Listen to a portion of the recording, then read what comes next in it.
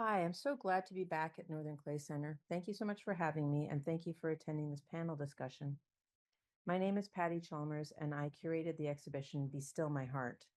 The artists included in the exhibition engage in a variety of approaches to making, reflecting moments of the past, both personal and historic, and presenting ideas of culture, class, identity, and race. For me, a connection to the genre of still life is the linchpin. There's a sense of longing in all of this work, a request to slow down and give space to wonder and find meaning in the stillness. Growing up in Winnipeg, Canada, I found solace during the cold winter days in the pages of my father's Time Life library of art books. Initially, I was drawn to the flowing gowns and palpable flesh in the figurative paintings. But as I repeatedly returned to these images, my attention was drawn to the objects in the painted scene, and I became enamored of these seemingly haphazardly arranged belongings that were so carefully rendered. It was through these portraits that I began to gradually understand how an arrangement of objects could reveal as much, if not more, about a life than could the static visage of the painted subject. These observations led me to look more closely at the objects we surround ourselves with and think about how these things can act as conduits to memory and often represented someone who is missed. So, from my grandmother's window to mine. The painted things in these portraits interested both my curiosity and my imagination, and were the gateway to my adoration of still life painting. I would examine these arrangements like a crime scene detective, looking for clues to a narrative that I could perhaps one day decipher. Eventually, I learned that the objects in these paintings were imbued with specific meanings: the ephemeral nature of beauty, the fleetingness of earthly pleasures, or the suggestion of spiritual devotion, for example. However, even when the key to the visual language, with the key to the visual language, I continued to test my deductive skills. It was like returning to a film or book and becoming increasingly engaged with the subplot or the unresolved story of a minor character. While in art school, I learned of the 17th century hierarchy of painting, a ranking of works from the most lauded historical paintings to the least valued paintings of still lives. Despite, or perhaps because of the underappreciation of the genre, my admiration for these compositions continued to grow, as did my interest in contemplating how these collections of often mundane items could provide significant insight into the cultural, moral, and spiritual beliefs of a time. A vase, a lemon, a loaf of bread, an olive, a knife, a glass of wine, each pointing to meaning. This capacity of seemingly ordinary objects to contain memories and then ignite a connection is magical. I am inspired by our ability to condense such a variety of experiences into seemingly mundane mementos. This enduring interest in the language of still life painting and the nature of objectness acted as the catalyst for organizing Be Still My Heart. There are many exceptional artists in this exhibition, and three of them are here, and I will introduce them to you. First, Caro Burks. Caro tremulously renders swans, pink seashells, wax fruit, Gothic romance novels, and family heirlooms, and arranges them in the manner of one's great aunt's china cabinet. Through this imposed proximity, unexpected narratives emerge in a way that corresponds with the flux of how things are remembered. The truth of her objects is often fragmented through hybridization, spawning memories of vague objects up from the edge of slumber that linger like the ghost of a touch. In this space between dream and waking, a different reality can exist and something new can emerge, something seductive and slightly dangerous. Next, we have Matt Nolen. Matt sculpts decorative sets of vessels or garnitures that bring attention to the space between beauty and the grotesque, organic and animate, natural and fabricated, illness and health, and life and death. The space separating these dualities is amplified by the distance separating his bodily ceramics. These forms convey a sense of the uncanny, an invitation to look for meaning and wonder, to exist in the liminal space between clarity and uncertainty. a kind of longing towards something that continuously recedes into dimensions of loss. And finally, Tammie Rubin. Tammie creates compositions of objects that act as familial, historical, and literary artifacts of Black American citizenry, migration, autonomy, and faith. Through her creation of new artifacts, Tammie reveals an American history tied to personal experience in imagined spaces. Her ceramic and mixed media work defies conventional history telling by interweaving her expressions of the past with firsthand knowledge and stories of lived experiences. The resulting work moves towards a new account of history, where perhaps meaning is found by gazing until it hurts. Thank you, and please welcome Caro Burks.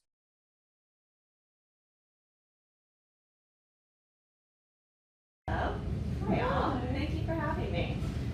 I do want to start off and just say thank you to Pattie for including me. She was my professor in grad school and has been incredibly supportive, and I enjoyed so much being part of this exhibition. And thank you to Lauren and Maria, who did a great job installing and maybe even repaired a little bit of my work for me last minute when it arrived broken. So I'm excited to be here and very grateful for the opportunity. So I'll start off by telling you a little bit about my work. This is a piece from my show this past spring at the Sheldon. It's a nice entry point, I think, to talk about sentimentality, decorative culture. I tend to deal with images kind of in almost like semiotics. They're basically these symbols, and I deal with their familiarity. I tend to prefer, saccharine imagery. That's no surprise. Things that are a little bit sweet, a little bit bitter. This was a show called Soft Candy, and it's a great piece to just point out how archetypes interact. Here we just have teeth, this sort of bloody plastic-made doily, a paring knife, and this sort of stiff, impervious beach. I started working in still life in 2022. This is an image I've already seen. And here I was taking a more traditional approach, this kind of maximalist idea of indulgence. I always loved this piece by Large Crayon because it has, in the title, Still Life with Imaginary View, which I think hints at the sort of surreal history, or the surreal elements of still life. What I've always really appreciated about it and enjoy is that the symbolism is pretty obvious. Like, it's not particularly subtle. Peeled lemons mean like bitterness within. Oysters typically were, decorative symbols, their meaning changes all the time, but canonically, oysters, if they were seen on a floor in a landscape, were meant to indicate that an element of sex work was happening there. There were also times when it would indicate just sort of indulgence in general. I liked this idea of being able to layer stories and this really literal approach to symbolism. It gave me a little something to play with and to decide what sort of characters I wanted in the stories, and these stories through still lives. And I found out through experimenting and putting everything out and paring it down and changing out what's next to each other, that I tend to prefer ghost stories and love stories. This was one of my first love stories. It's two kind of sad tomatoes failing to reach each other on a kitchen windowsill that you have to imagine. There's a reason that rotten fruit symbolism is so kind of prevalent, and why you see it all the time in still life is, I think obviously there's the kind of prescriptive reasons that are those sort of more literal interpretations, but I think the truth is there's this appealing fleshiness. They've always felt very human to me, and there's sort of these squishy, strange, vulnerable objects. I always include this image because I have this one sort of rotting that's curling in on itself. And as I played with surfaces, I would coat them in salt or sugar. They started to take on a candy-like quality. So I would introduce patterned mold that you can see. And a lot of these were based off of things in my grandmother's house or in family homes. And so you could see that they kind of start to build up scabs in the same way that skin does. And they take on these kind of bodily qualities. I always love the domestic space. And this doesn't seem related, but it will be. I started being more curious about decorative motifs in general, and so I started by researching shell symbolism, which is very large sort of swath of history and decorative imagery. But I was inspired by my mother's very meticulously kept shell-themed bathroom. And as I sort of plucked through history and surrealism, I came across narratives associated with different types of why is it this decorative image we see again and again? And in some ways, it's me trying to see what the images that I sort of write off as tacky or strange, what their histories are, and what they can sort of tell you about the world. This was my version of the birth of Venus. And I am still dealing with pretty obvious imagery. I always liked the peach. Now we have the peach emoji, which is one of my favorites and sort of new in my genre of images. We have the shell, which has this kind of harshness, but it also still has this really bodily association. The scissors. This shell is actually growing my sister's hair. The beauty of still life is really being able to create narratives by simply changing one component, and you have a different story, or you're able to subvert a simplistic meaning pretty easily. Another little bit of imagery that I loved were swan symbolism. Absolutely fantastic. I grew up around a lot of these sort of white plastic swan tire planners. It was a big fad in the neighborhood. And always in my work, I've been able to sort of, they have this quality that is sort of sinisterly impotent, and I just can't find another character that captures it quite as well. My love for these comes from growing up in a small mining community. People made a lot of weird work. Generally religious, and I think probably we had sort of highest per capita amount of Thomas Kincaid artwork. So my interest in sentimentality is well earned. Listen to a lot of country music, which talks about objects. I mean, Pattie Chalmers has famously 3 cigarettes in an ashtray. So learning how to build a story with just a simple image. This is a ghost story, and this is about a banshee that lived in my garden spigot, so it's sort of autobiographical. I won't be providing an explanation. These are some more recent pieces. I think a lot of times the objects I'm drawn to do kind of speak towards this history of frustrated domesticity that I think I just inherited from women in my life, sort of unwillingly, but have sort of larger historical points that I'll point to. And then I'll end with the piece that's in the show. I have a few of these. This is small offerings. I tend to think of most spaces in the domestic home as these sort of altars that we unwittingly leave for the people around us and the things that we think about. So this is one of my many altars of small offerings. Usually in my work, I try to use sentimental and representational imagery to talk about some type. I try to create this emotional subconscious language. And I've been doing it long enough. I have sort of this lexicon that I use frequently.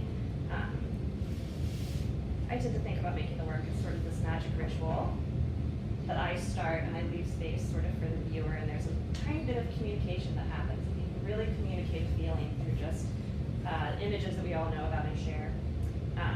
So I'll end with that. Thanks for looking at my things. Thanks for being here.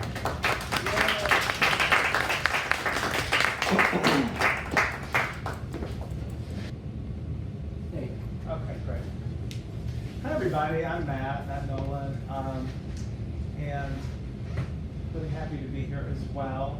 I live and work in New York City, and I spend a lot of my time also in a small place of 400 people on the Delaware River, about 2 hours from New York City, called Narrowsbury. It's wider than you think, but it's another t-shirt design. Anyway, I'm showing just actually most of these images, or all of them, are from a body of work that I created and have exhibited during the pandemic that I call the space between. And of course, we're in the pandemic. You might remember we were very concerned with spaces between. But I was also thinking about other types of spaces. Right in 2019, I was invited to be a guest at Bezalel Art Academy in Jerusalem, and I spent about 2 months or 5 weeks there. And I was really struck. I was staying in an old historically Jewish quarter, and literally across this boulevard was a Palestinian quarter, and they talked about this road as being the seam. And I started thinking a lot about the porosity of that road. At the time I was there was a lot of getting along. You would never know there had been conflicts historically because there were people intermingling. And so I was thinking about borders and seams and splits. And then it sort of inspired us this body of work. The other kind of splits that I think a lot about is more of a microcosm of splitting, because in 2012 I was diagnosed with an aggressive form of prostate cancer. And so for years, as you can imagine, it's been sort of a wrestling with a kind of acceptance of living with that. And so this body of work is born a little bit about being in an accepting place and trying to find ways that, envision ways that this endless cell splitting could be framed in a way that I could hold it. So this piece you're looking at now was a historical garniture set. The garniture, to look at ceramic history and pots and how they've operated and throughout every world culture is just for 40 years has been, captured my attention and my passion. But these particular sets were created to be displayed more formally in the public spaces of a palace or a mansion, let's say. And I like sculpture and painting. And I love the idea of presenting something to the public, presenting a more formal face. And so my version of this kind of still life is below, and it's in the show here. I call it Insomnia Set. And I'm hoping, which one thing I love about telling stories with vessels is that the abstraction of the vessel holds so many narratives, so many associations, the body, landscape, architecture. And so in my set, I'm hoping to talk about state of mind and the physical, corpus, the body, and sort of present it through the garniture.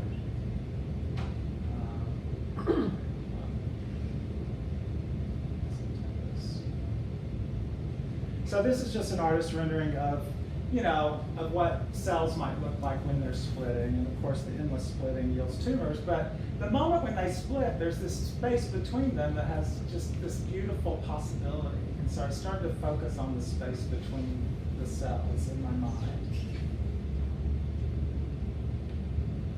This is another kind of grouping, and there's the imagery around, with the body and stirrup vessels from ceramic history. And I'm thinking, when I show these sort of more architectural components, I'm thinking of man's attempt to control, to build, to intervene in nature, maybe medical things like surgeries and creating forms by removing material. This I call breathe garniture set. So I was thinking of the lungs. There's sort of double cell components that sit in there, and a kind of a vertebra in the center.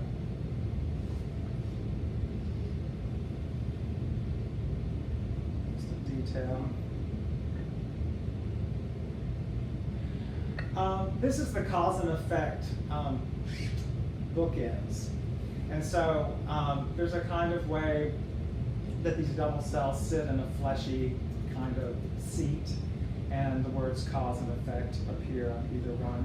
And I was just thinking about trying to understand, again, there's space between them, which would, of course, occupy books. Maybe there's medical books. There's a lot of theories around the causes with chronic illness that I've been thinking about, like what causes it, am I the one that caused it? Been through all that. This is also in the show. It's called the apoptosis of hernia. An apernia is something that I've always loved. It's a Victorian era object that would occupy the elaborate centerpiece of a table in Victorian era times, and usually made of glass and silver, and they had multiple arms with little dishes that held flowers and candles and fruit. And so my apernia is sort of a body again, and these little cell components are sort of satellite in my still life here to talk about, you know, the body, the failure of the body, things that the appearance of wellness, and then just not too far away are these very active things behind the scenes.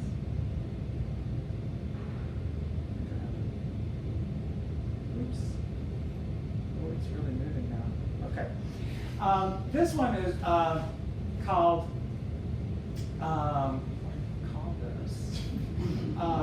what do you call this? Damoclesian urn.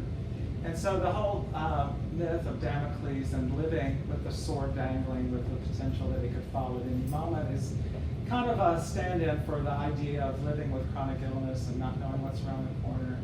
And so I have this sort of body-like form on the wall that with medical tubing holds the sword or the thing that dangles just over the lid of my urn, which is, you know, really about the body.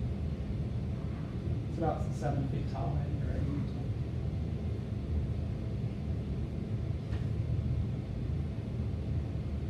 Sorry, I'm trying to get it too advanced now. It won't.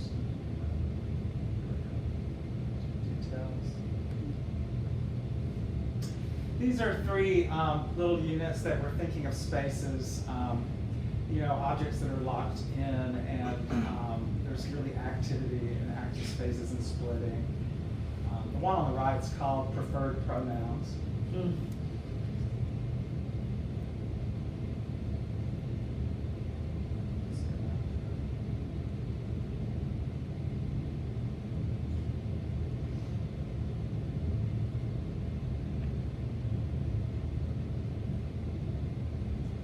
These are scenes from Israel and speak to the idea of the splits that we're also familiar with in the world. And these are the kinds of objects that I made in Israel. I started with drawings that were built around ink blots and the idea of a split. And of course, very similar to the way our bodies are organized. And then I made sort of a sketch in sculpture with this little sort of porcelain piece that you see mounted on the shelf there.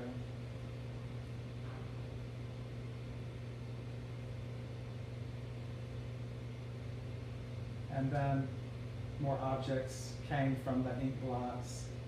The body, things that I think of as sort of shadows, where the shadows become just as real as the bodies, the idea of light and dark and skin and garniture.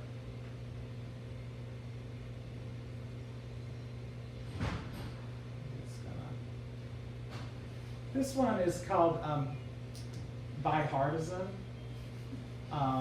And it's got under those cages is the words yes and no, and it's sort of like it's a sort of weird, grotesque heart that's starting to split into two and starting to think of, or is it coming together? It's sort of hard to say. This is called Conjoined. It's about 3.5 feet tall.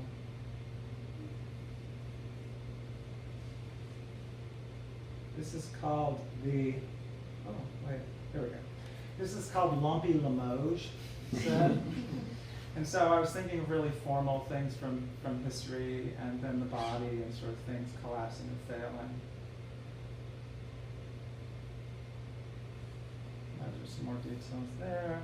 This is an installation, I believe, of the show. Give you a sense of the scale of things. And that's it. Thank you.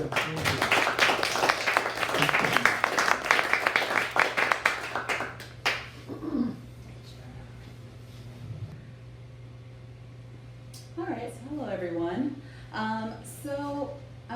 This first work is from an ongoing series called For Always and Forever and Ever. And it is a work that I started making after I moved for a job at a university and moved to Texas, Austin, Texas. And I've always made this since probably like 4 or 5 years after graduate school, I started to make this work that was very much based on taking recognizable, often trivial objects, things that are throwaway, things that are one-time use, thinking about like catering plastic and food packaging and toys that I would collect, these kind of recreations that are kind of thrown away, and thinking really about the inherent power of objects when you are taking away that original function. And specifically thinking about the idea of function of how ceramics is often kind of viewed. And so when I decided to take this job in Austin, I had to really wrestle with myself. I'm from Chicago. I moved to Seattle for grad school. I moved back to Illinois to teach for a while. And it made me really think about the conversations that I had with family, my father, my mother, all kind of relatives who had moved from southern places to the north in this kind of idea of a better life, right? And so thinking about moving back to a southern place made me really think of those stories that I'd heard in a historical context of the Black history, and thinking about the northern migration as part of American history, and thinking about my parents as these historical kind of figures. So I started to make these hoods, these hats, these headdresses, and really thinking about the conical form as like all of this information and history and emotion and kind of irreverence that comes up with this kind of hooded conical figure. And so some of the things that I'm thinking of is, everything from the Ku Klux Klan, but also thinking about the Catholic Church, and thinking about like all the papacy kind of ornamentation, the kind of costuming that happens. And when I started to think about like where the hood comes from, for instance, the Klan, there was always this sense of like just some people went into closets and got sheets, and then you really look at it and you're thinking, that can't be really like that's not an accident that these conical forms of headdresses repeat over and over and over again, right? And so when we have things like The Birth of a Nation, where you have a movie, now you have a costume department that is kind of quantifying what these look like, right? And so now after The Birth of a Nation, there was like a catalog that you could buy. You can get all kind of headdresses or badges and different colors and different like embellishments and things like that. And so really thinking about these things that have this sense of anonymity, pageantry, power, and how the conical form repeats over and over again. And so even looking at things like West African headdresses, looking at hen and hats from the European kind of medieval time, thinking about where the history of the dunce cap comes from. So I'm thinking about both taking things that are kind of thought of as both worn and used, because all of these figures come from are casts of things that already exist. And then what happens when they are transformed into ceramics, and that original association is both, like it's a familiarity as you look, but the meaning has changed, or what do you think the meaning is? I also get a lot of this idea of like the in-between, or the portal, or a ritualistic space. I have this idea of thinking about like faith and resilience in my work. And when I talk about faith, there's a sense of like of spirituality and religion, but it's also like just the faith that you have to have as a Black American to live in America itself, to think about democracy, right? So like this kind of back and forth of a place that is continuously questioning your citizenship, your humanity, and the way that people have made their own spaces and their own communities to rise above that. So just thinking about like what it takes to move from away from your family to go to another place where you don't know a lot of people, so that you can do this and make a better life. You send money home, you try to send your kids for summers back to the place that you were born. And as I thought about that, I was like, this is like, we don't talk about it as a migration story, but this is what like 6 million Black Americans did between like 1919 and 1970, is this idea of a migration that I thought very much matched with when I talked to my friends who were like from different countries, this kind of same things that happened. And so this is an exhibition that was called I Am My Best When I'm Escaping, and I was really thinking about this idea of the landscape. So on these like pews that I have reconfigured, there are these carvings in foam and resin of landscapes of kind of like hills and steeps and mountainous places. And then also this moss that grows really kind of more in Texas, west locations, this ball moss. And then kind of pairing that into this kind of topographical ritual space that you would enter and kind of go around into that space. And so I really kind of go back and forth between trying to create these experiences of spaces for some galleries, and then in others are just kind of more straightforward. But this was one where it was like really interesting to me because I knew the space really well, and it's very frontal. So where we were looking at, there's just like a bank of windows, and where the space is like artist studios, but also we're on a low battery here if something's not plugged in. So it's a bank of studios, but there's also a neighborhood where people just like walk their dogs through here, or there's a coffee shop. So what I wanted to have was like people who would never enter that gallery space could still have an experience of the space. Because when they look through the windows, they could see almost everything. And they could have that experience no matter why they were kind of walking through this particular neighborhood, which is on the east side of Austin. I'm still seeing a little battery. Okay, I'm gonna keep going until we run out of power. All right, and so, that is weird. Okay, so this idea of faith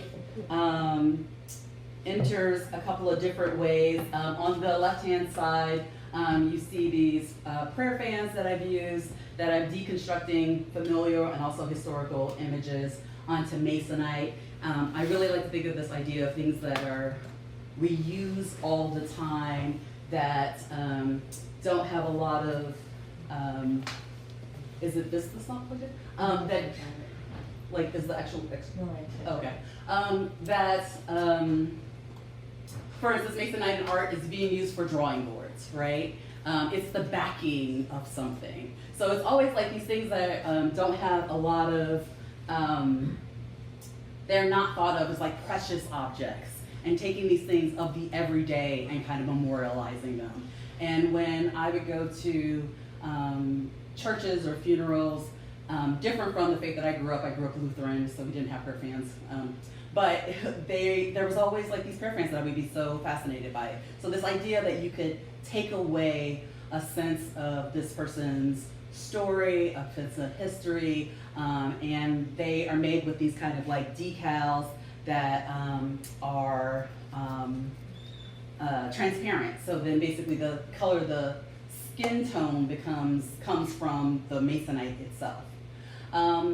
Tactility plays in my work, and thinking about this idea of like still life is that I'm thinking of things that usually were worn and now they are being placed, right? So they are sitting in a place that's kind of like a pedestal, or thinking of it almost like a domestic space. I also wanted to think, when I was in undergrad and in grad school, I was making like really large work. And then you get out of grad school and you're thinking like, okay, where is all this work and stuff? Where's all this going? But I also wanted to think about the fact that it took me so long to make these big things. And then I would, if you guys know a little bit about ceramics, oh, I heard it, there you go. And so if you know about ceramics, like you're building it, you gotta let it dry, you gotta fire, it comes back out, you gotta do it again. And then you'd be like, oh, it's not good. I did all that and it's not good. So I was trying to find a way to, through mold making, to be able to have like a more immediate experience with the work, and to think about this idea of kind of grouping in scale, or like kind of thinking of like modules. Now that spontaneity quickly went out the window, as you can see, but that was the general idea. And so this idea that these forms are placed together, they are one work, and the sense of presence that is there is because they are together. And so although these are smaller objects, there's still a sense of like kind of foreboding or confrontation or being observed. They, the forms seem to be looking at you as you are looking at them. And then the surface becomes a place where I can talk about the movement of people, conversations about like where symbols from like police badges and things come from, looking at various cities. And so the middle one is the city of Chicago, and I was really looking at redlining in the city that I grew up in. So this is a show that I had last fall, and this is I Am Woman, I Am Labor, I Am Home. And I was thinking a lot about the idea of labor and women's labor inside and outside the home. Anytime there's kind of a conversation about where women's place, that is a conversation that, I think just it cycles in and out constantly. I'm always a little befuddled about this idea about women just being home, because every woman in my family always worked. They always brought in some sort of income, right? And that income, whether that was because they, my mom was like a cosmetologist, she gave like facials and pedicures, or I have a seamstress or school teacher, or even women who had their kind of own businesses where they watched other people's kids while they were working, or they were seamstresses. And so thinking about how that labor is often minimized, and I wanted to find a way to think about it as memorializing, almost thinking about like kind of shrines, thinking about like heightening that. And as I thought about that, I was thinking about how to introduce the figure back into my work, which I had not done since, undergrad or graduate school. And instead of having some sort of kind of generic avatar, I decided to use my own head as this kind of placement of birth, both the observer and also kind of a way to memorial, like a stand-in from this lineage of women. So foodstuffs, these are being very much kind of markers of identity and place, consumption, and also thinking about the everyday altars. So many religions have everyday altars where you put up a picture, you put up, you have candles, you may leave food, and thinking about that way that it becomes a place, a meditative place, or a place in time that you stop to think about lineage. And so I also kind of think the idea of like absurdity in the work as well. So having a skillet, then making a mold out of the skillet, and then casting it in porcelain, and then it shrinks, and it becomes like this skeleton or this ghost. But it's also just kind of like the absurdity. It does not work anymore, right? So like, what is this thing now? And so that's something I'm constantly thinking about. And just kind of a detail of that. I was at a residency, and I was really trying to figure out how to resolve this particular work. And I think it was because I had brought back the figure that I was just really having a tough time. And then I did this residency, and it was in Utica, and there were all these people like selling kind of like vintage things, or like kind of just used furniture and stuff. And there's this guy who was just kind of all these factories or places that were closing down. He was pulling all of these things, and basically how he made money was every weekend he had a garage sale, right? And so first we went and we were like, oh, you're having a garage sale. And it's like, oh no, this is every week. He's always selling things, right? And I found the original ironing board, and that ironing board goes into a step ladder. And this idea of like things that have more than one use for labor and how they can be transformed. So the first piece that's kind of like this, that's the original one. And then when I went back to Austin, I had another one made. So I like this idea of like the multi-use. Also thinking about the ritualistic of things being given or taken as a way of offering up, or consideration, or observation, and putting a little bit of kind of whimsy. So there's this detritus that are on these conical forms, and it's everything from twine that has been dipped in casting, slip and burned away, cotton, like needles. And so again, this idea of like transformation what was it then and what is it now, and what do you still recognize, and what is the resonance of this thing paired with real places that in data that I'm collecting and maps that I'm collecting, and then carving away or adding onto the surface. And so it's not important to me that people know exactly where the data comes from, but I think that they have a sense of movement. They have a sense of like recognizing places within the United States. There's a familiarity. I always want that as like a point of entry, is that there is something that you see that you have seen before. So this is Praise Home Care, and this is a shoe shine box.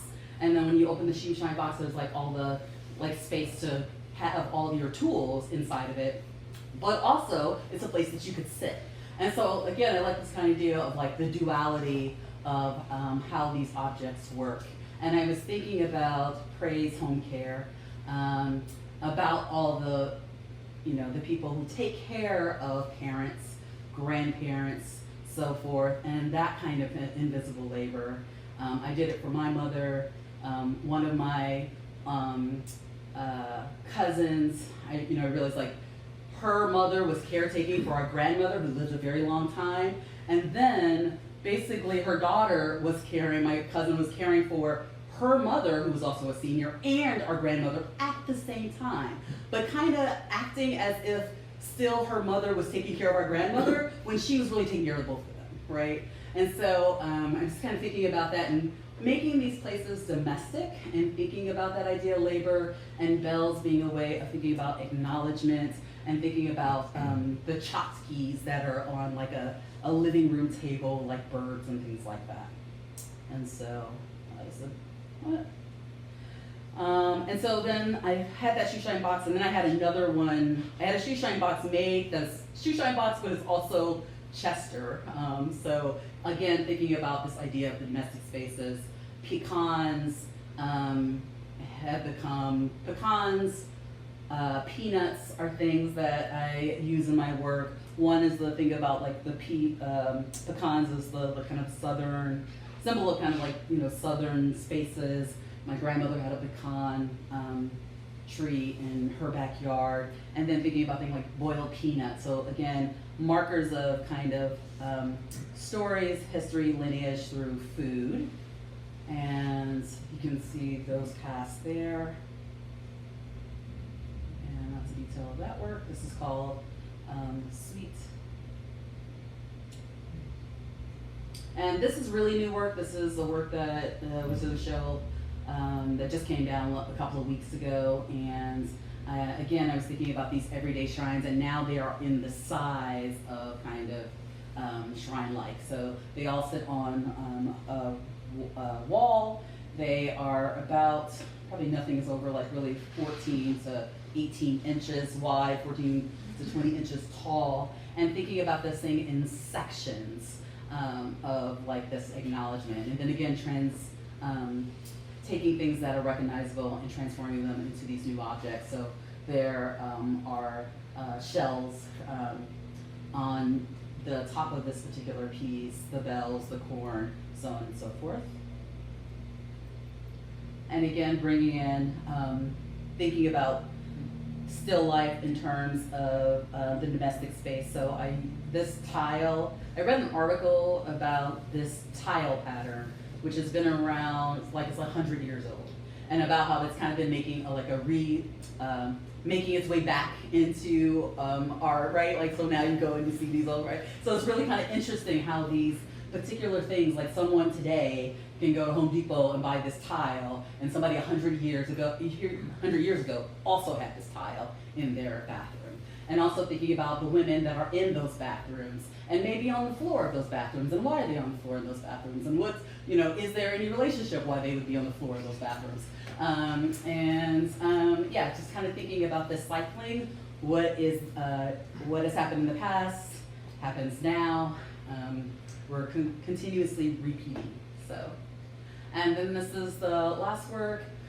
This was also kind of an homage to women who were activists in labor. So this is dedicated to Franny Lou Hamer, who's such an interesting figure.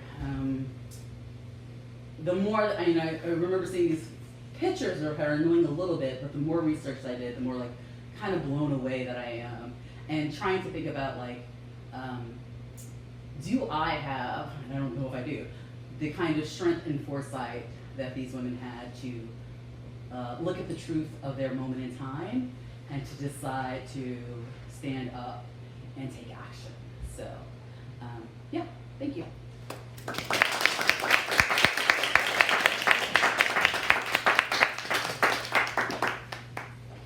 Okay, we have 5 minutes. Because of what my We can do a technical. little of- Okay, I'll go Okay. off and read. So we need production. We can turn around a little bit. I guess, so I was gonna ask some questions, but I think, if anyone has questions, maybe, feel free to ask those, because maybe that's more prevalent at this point. Yeah. These were all just wonderful presentations. Thank you so much. And you all, to a certain extent, talked about what you were thinking that helped you generate those. A little background, I'll be quick. I studied art for a number of years. I ended up practicing architecture. I've been a practicing architect for almost 40 years. And I also taught architecture. And I was always interested in the relationship between thinking and making. So if that's enough of an introduction, I would love to hear you talk about your thoughts about that relationship between thinking and making. Great. I mean, in my practice, there's a lot of kind of stop and go. And so one thing that I can always do is sort of be researching and looking at things. So it tends to be very cyclical for me, where I will spend a lot of time reading, researching, walking, and then the making happens. And sometimes it usually begins like ditch digging for me, you know what I mean? Like the thinking about the art is sort of the fun part, and then you're like, gotta do it now.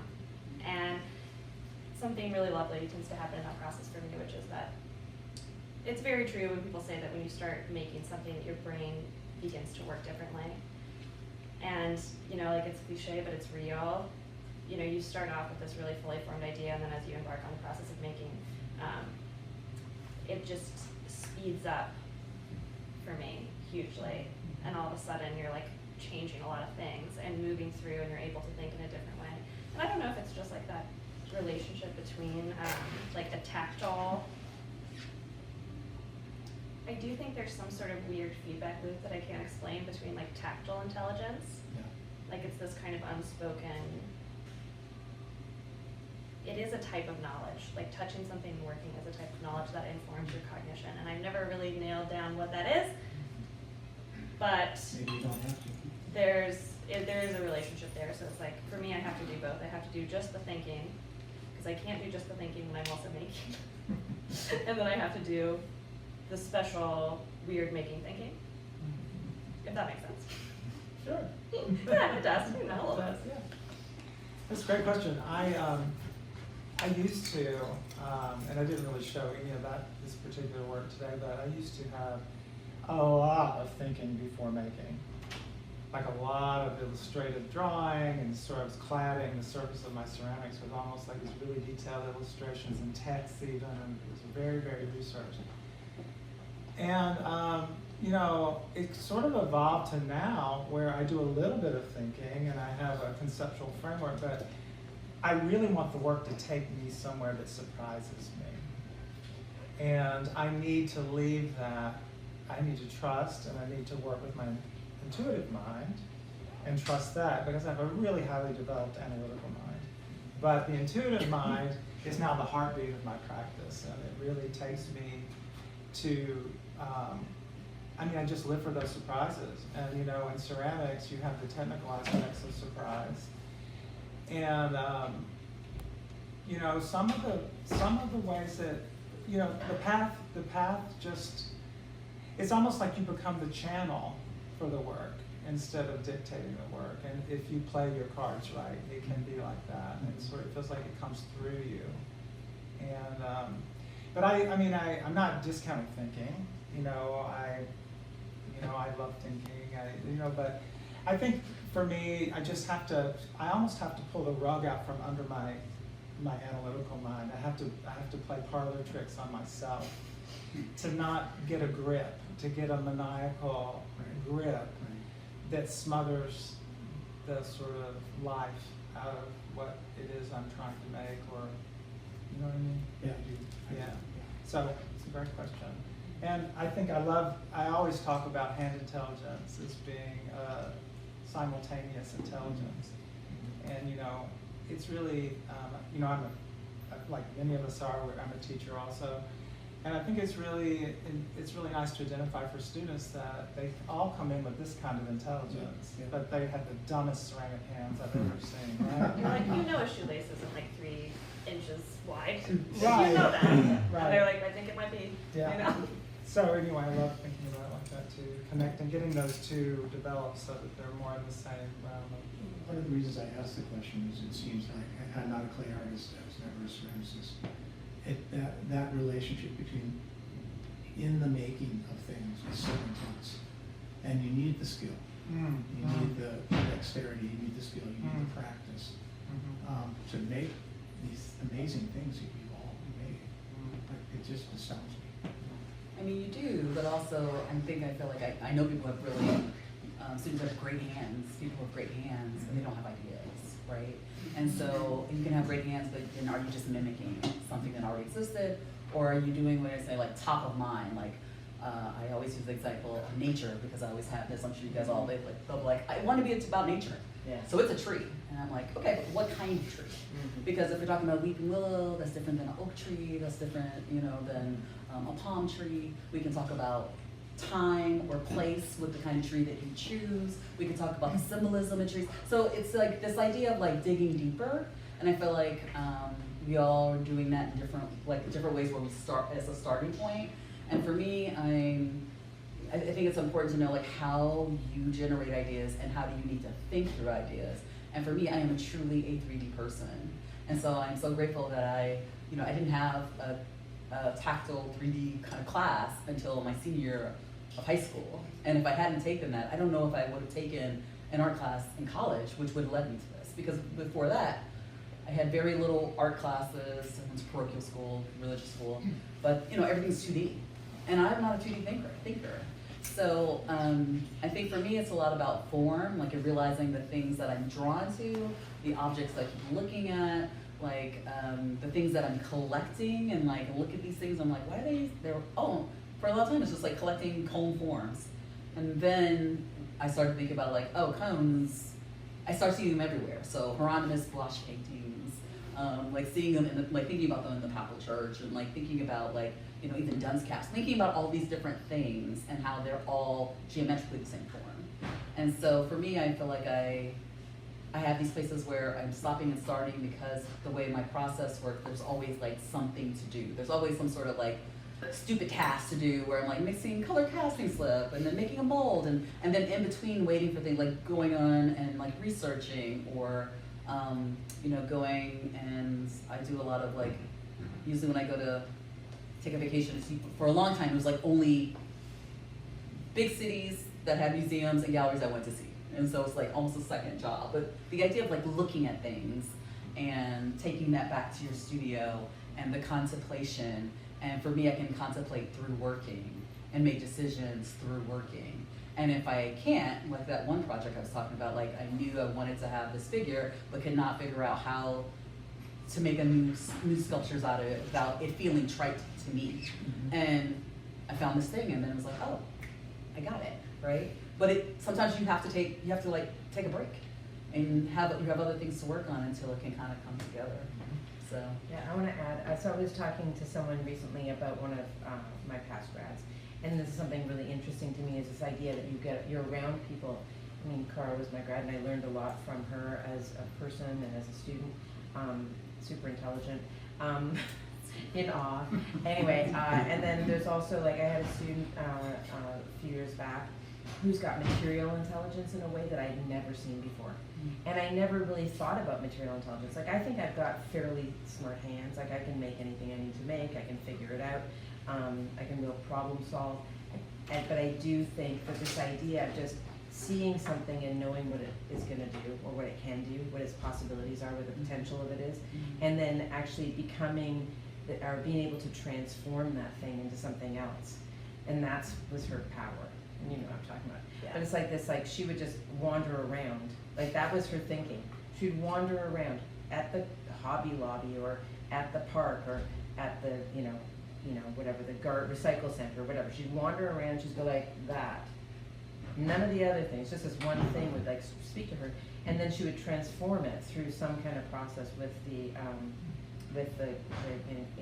dipping it in slip or making a mold of it or whatever to this new thing that was so smart. And I don't know how she does it. I still to this day, I'm like, I don't know how she did it. Like she's still doing it. I'm going like how did you make that happen? Like I find that, I revel in that as an instructor. It's like when you're teaching someone and you find out an entirely new approach to thinking.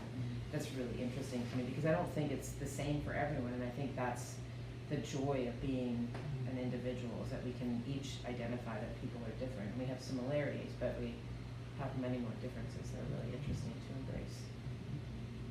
Yeah. Sorry, so chime in. That's good. Yeah. Any other questions? In all three of your works, I feel as though you're dealing with something very visceral, right? The clan, cancer, rot. But there's a playful component in all three of those to these kind of visceral, frustrating, potentially angry-making thing. And I was just wondering, as you explore these things that have those negative associations, how does your emotional life change in regard to those subjects? How does it help you evolve past the zeitgeist or the cataclysm that made you want to explore it? I mean, I think for me, it's just like, I probably say the clan first because other people see first. But, what I want them to think about think about like the repetition.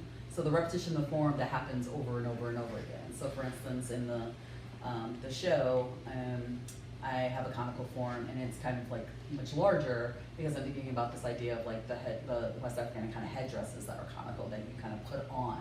And so I'm thinking about it both as an object of, like I said, power objects, and that can be negative or positive or transformative or ridiculous, because there's something very ridiculous about the clan, right? It only kind of works, it only worked, or works, currently works, it only works through a bunch of people coming together. If you see one person, in the hood, like you're just like, what is it?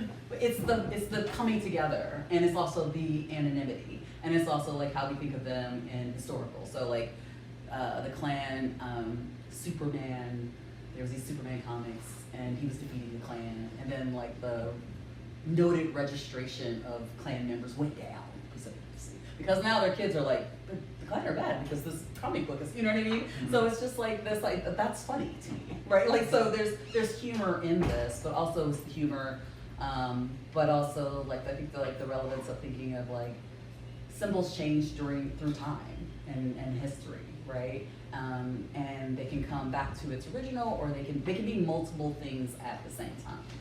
And I mean, just the exploration is the thing that kind of drives me to keep making. I think I'm never, there's always so many things to keep track of in the life of an artist. So, yeah.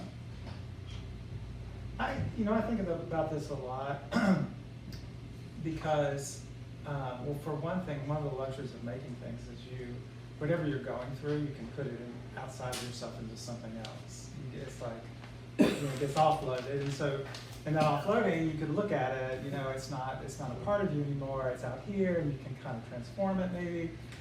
And I think I've always been really drawn toward making beauty out of things that are really challenging, or that maybe I find grotesque even. There's this impulse to make it habitable and possible instead of negative, or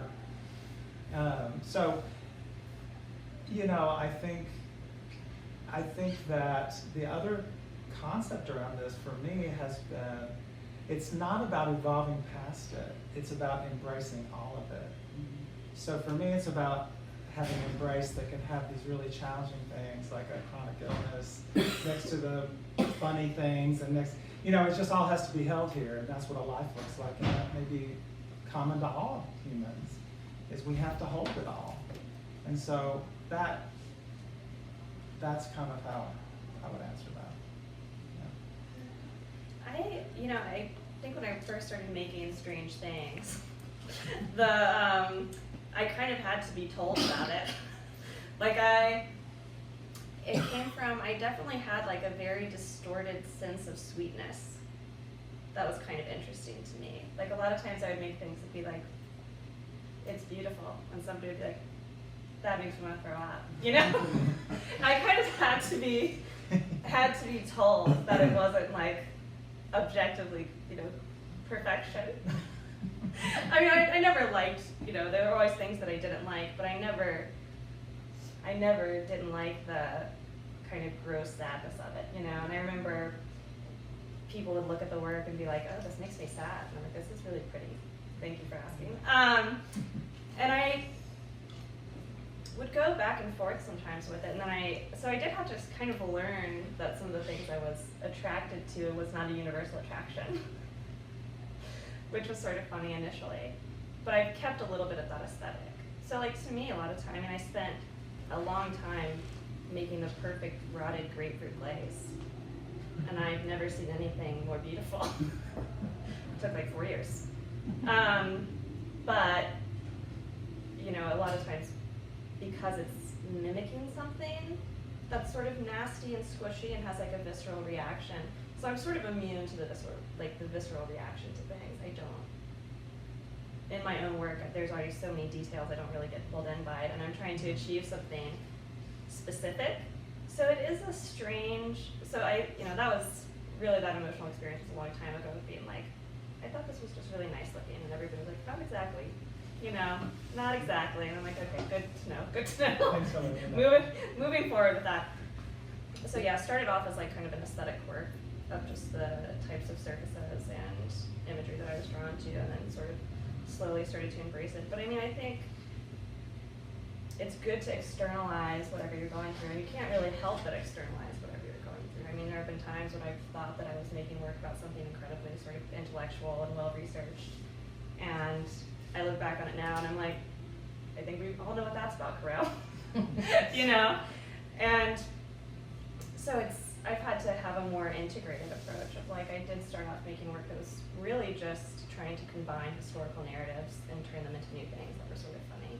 And I had a little bit of a barrier between like my personal experience in some ways, or I would dance around it a little bit, and sort of had to find a way to integrate and realize that, oh yeah, you can engage in all these narratives, but I tend to operate as like an emotional filter for them. So what I'm drawn to historically, a lot of times I'll start researching and there's an aspect that oddly mirrors life or what you're going through. I mean, that's sort of the funny thing about research is you go far enough in and you find all these sort of like, just sort of synchronicities that find their way into your work. So yeah, making work is a deeply kind of, I don't know, you start off as an intellectual experience, integrate into sort of like also just this emotional state that ebbs and flows. So I don't know, not super clear, but I definitely had sort of phases of emotionality in work. I mean, I think that's why it's important it goes out and lives somewhere else beyond our studio, right? Yeah. And for me, I feel like I can't really, I'm thinking, the things that I think it's about can be tilted or altered once it goes into a white box, right? Because it's the first time I've been able to see it without all the other stuff that I need to make the work, and also a little bit of distance, and also that's the dialogue with other people who are seeing the work. And so there may be aspects that I was not able to even recognize until someone else sees it. And so it's also the importance of having art writing, which we have less and less of, because there's less and less places that fun art writing is like having the insights of people who are looking deeply at a lot of work all the time and saying what they see about your work, and you're like, oh yeah. You know, so I think that becomes important too, is that the way that you respond to it changes over time. I really loved how you used the silhouette of the United States in some of your pieces, but also in the display. And within everything that goes into where we are as a country right now, I just loved that you seem to be creating the room to ponder it, not to tell people exactly how they should feel. It didn't feel pedantic to me at all. It felt artistic and reflective in a way that I really appreciate.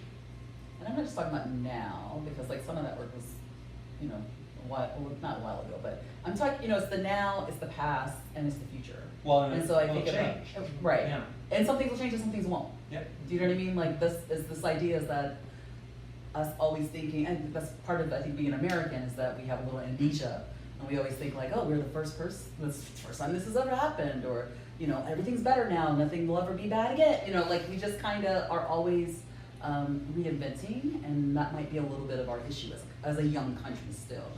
We're still a very young country, is that we are always kind of just looking forward and not turning our head a little bit to see like, well, I wonder if this has happened before, and what happened last time. So, yeah. Okay, it's 1/4 past now. Hi. So I think maybe we'll wind it up. If anyone has questions, like you're all going to be in the exhibition, and Dennis Ritter is also here, who is also in the exhibition, and you can feel free to ask him questions. Is that all right? Yeah. Yeah. Okay. Just so you can identify yellow glasses. If anyone wants to ask him those I'm easy to questions.